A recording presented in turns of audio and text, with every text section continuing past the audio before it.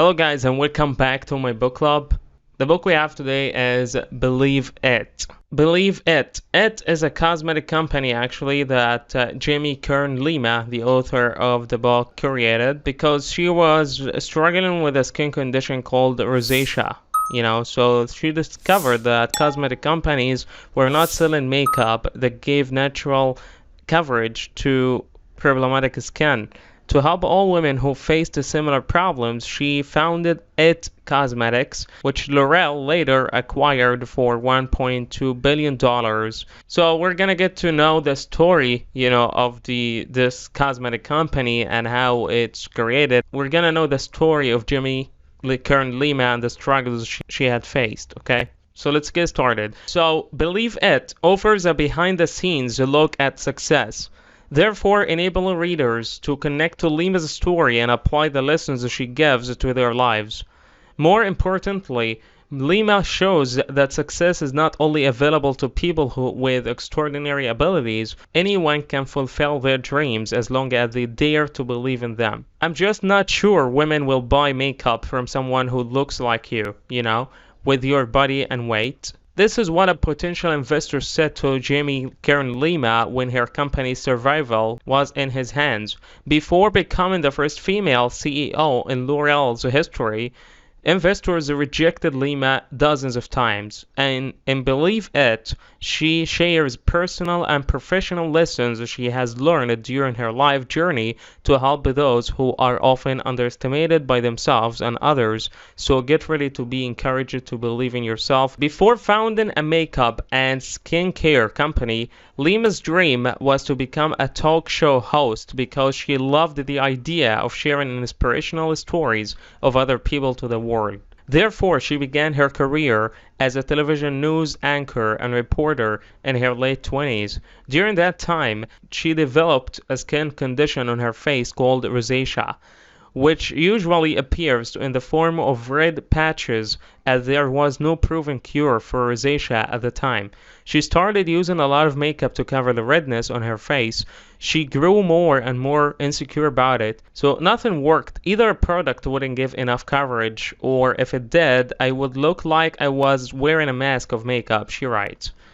So it was at this time she realized that beauty companies were not addressing the real skin challenges women faced, but were interested in making them feel more insecure by promoting photoshopped images of models with allegedly perfect skin. When I looked at them, they made me feel like I wasn't beautiful or like I wasn't enough, comments Lima. And then she got the idea to found a cosmetic company that would sell makeup that gave natural coverage and worked in all ages and skin types. Her main aim was to shift the culture around the images the beauty industry puts out as aspirational. In 2007, Lima married Paulo, a Brazilian who had immigrated to the United States as a child. When she decided to marry him, she was afraid that marriage would put her dream of building a business empire on hold. To prove she was wrong, Paulo made her write a business plan for her future company when she were on their honeymoon flight to South Africa. Upon returning from their honeymoon, they both quit their jobs and started It Cosmetics in their living room. I was sad to give up the dream of hosting a talk show, writes Lima, but I felt an even stronger calling in a different direction. Sometimes knowing when to let go of a dream is as important as knowing when to follow one. The first breakthrough. Lima and Paulo used all of their savings to launch their company and pay chemists, manufacturers, and package designers. As money was tight, they did as much as they could by themselves. Paulo, for example, built their first website with the help of the book called HTML for Dummies. They learned a lot by using the internet and asking for advice from people in the beauty industry. I'd worked hard my entire life, but I had no idea how hard it is to be an entrepreneur, where you can't just clock in and out or leave work at the end of the day, Lima says. After launching her product, Lima offered it to retailers who heard no from almost every one of them. She did manage to get a deal with a few of them. However, they never made any significant profit. The only thing that kept her from not giving up was the dream she would one day empower all women to believe they were worthy and beautiful. After some time, the product started selling online. As it contained high-quality formulas with clinical testing, it cost a lot of money. For this reason, Lima's goal was to sell in stores such as Ulta Beauty and Sephora that would carry both the quality and high prices of her cosmetics. Nevertheless, all the big distributors rejected her over and over for years. The breakthrough for IT Cosmetics happened when Lima displayed her products at the CEW Cosmetic Executive Women Awards show. There, she met a woman from QVC who liked her Bye Bye Under Eye concealer and arranged a meeting with QVC executives. And after so many rejections, she finally got yes. She was invited to QVC to advertise her concealer. And finally, IT Cosmetics gained wide recognition. In the 10 minutes during the airing, Lima sold 6,000 units of her product. Not only that, she was invited to QVC again and got thousands of additional orders. She attributes this success to the fact that she showed up on TV with no makeup. Even though sales consultants advised her not to do so, this enabled her to clearly demonstrate the quality of her product. The search for identity. When she was in her late 20s, something happened in Lima's life that would shift her perspective on everything she knew about herself at the time.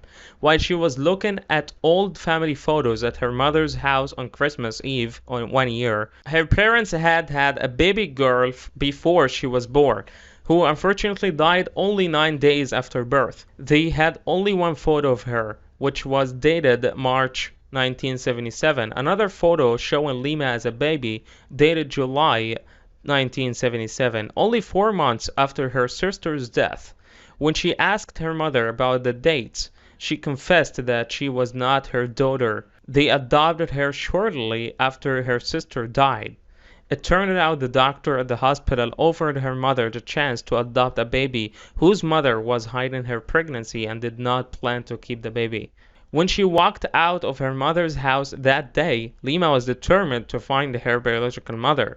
I needed to find out who I was and where I really came from, she says.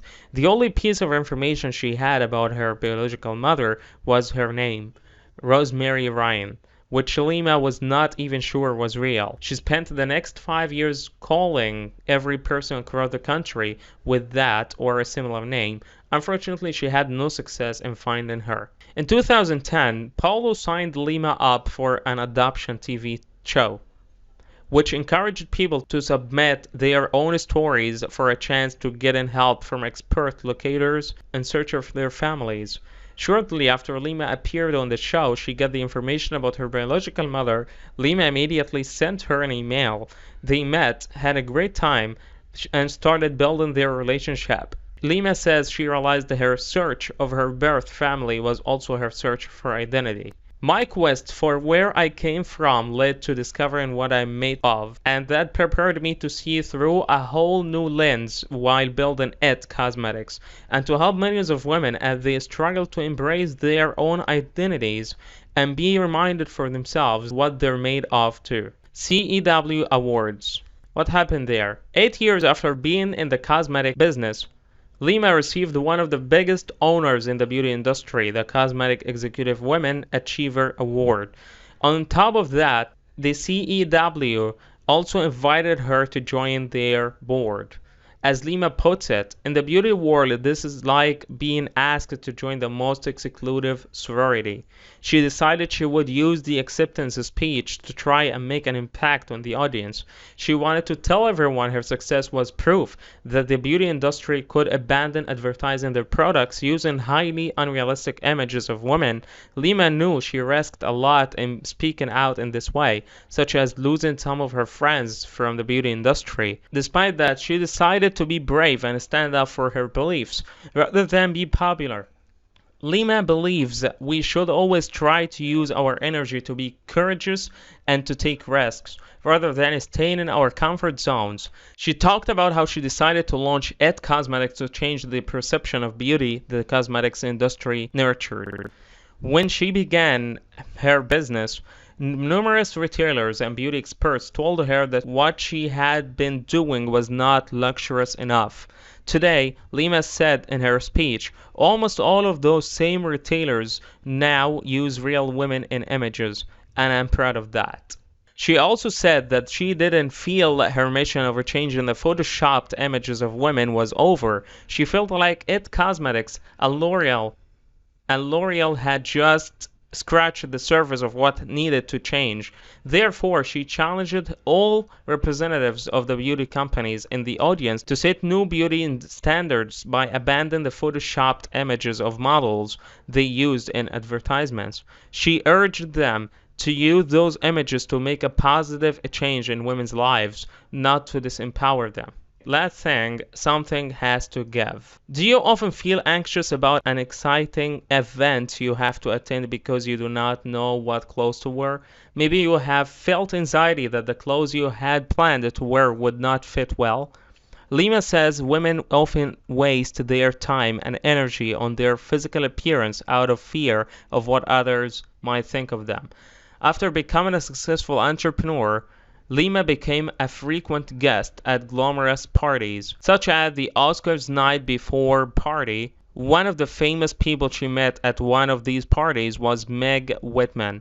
The two of them started talking, and Lima asked Whitman if she had ever been insecure about her body, weight, or appearance. In fact, Lima told her, almost all of the incredibly successful executives I know and other hugely successful women lawyers, CEOs, they all admit that they often measure their self-worth on any given day by what dress size they fit into. To Lima's astonishment, Whitman said she didn't worry about those things. Something has to give, Whitman said.